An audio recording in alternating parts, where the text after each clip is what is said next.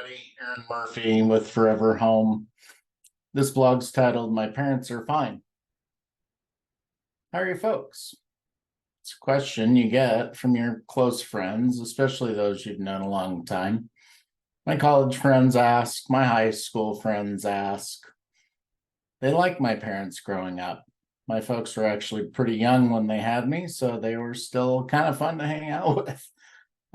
So anyway, it was a great age when I was in college. We'd come home from the University of Washington and stay with them down in the Portland, Oregon area on the way to, go skiing in the winter or going to the coast.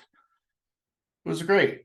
25 years later, my parents are in their early 70s. They're baby boomers. They're a part of that 10,000 people turning 65 every day. That's been going on since 2011. And people ask, how are your folks doing? They're still doing fine. They'll be okay. They're getting by. They get around all right. Have you heard any of these come out of your mouth when someone asks you how your parents are? Maybe you're coming into the holidays and heading home for Christmas or bringing the grandkids. I'm going to suggest that it might be time to be a little more critical when you think about how they're doing. My concern with this, and the reason I care to share, is that the problem is you keep saying they're fine.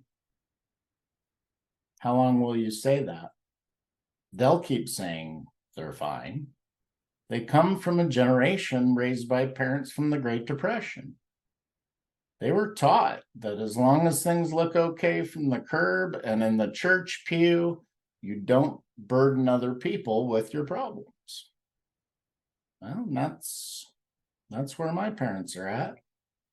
So you have to dig deep. You also have to have longer and gentler discussions to get to the root of the matter. And the truth is usually 3 levels deep. You have to think of it like peeling an onion, and you have to be an active listener. We promote that as our architecture firm when it's problem seeking that you're doing to get to a real scope of work. So I've said these things. That has been my response when a college friend says, how are your folks doing? But what if that's just the convenient answer? What if you keep saying that until it's too late? If mom falls and breaks her hip, you can't design and remodel and get a permit in 8 to 12 weeks while she's in rehab. That's why we talk about being proactive. I worry about my mom and her back and her neck and her osteoarthritis and her lack of sleep from sleep apnea. I worry about her pain meds and how she manages those. I worry about the fact that she couldn't pick up the grandkids when they were 5 and 7 very well anymore. I worried about dad. I worry about his sleep patterns. 2 hours here, 5 hours there, 2-hour nap in the afternoon. Maybe that's just the joy of semi-retirement. I don't know. But yeah, my point is I worry about death or lack of exercise or cholesterol or his blood pressure. And I'm an only child and we have a decent relationship, but life gets busy.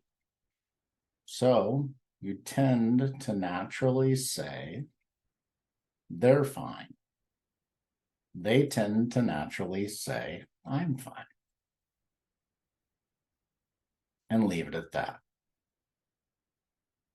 Maybe I'm only doing that because that's what I selfishly need.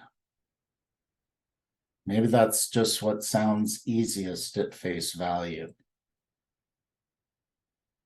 But what if? What if they had a heart attack? What if mom fell down the stairs? I've got kids to raise. I don't have time to think about it. I don't have time to help. We're so busy. Soccer this and PTA that and or vacation. And just consider not saying they're fine for too long until it's too late. Take a little more time next time you see them to assess what you see. 93% of conversation is nonverbal. What's the body language? What are the eyes doing? Pay attention. Take some notes. Start thinking ahead so you're not saying they're fine until it's too late.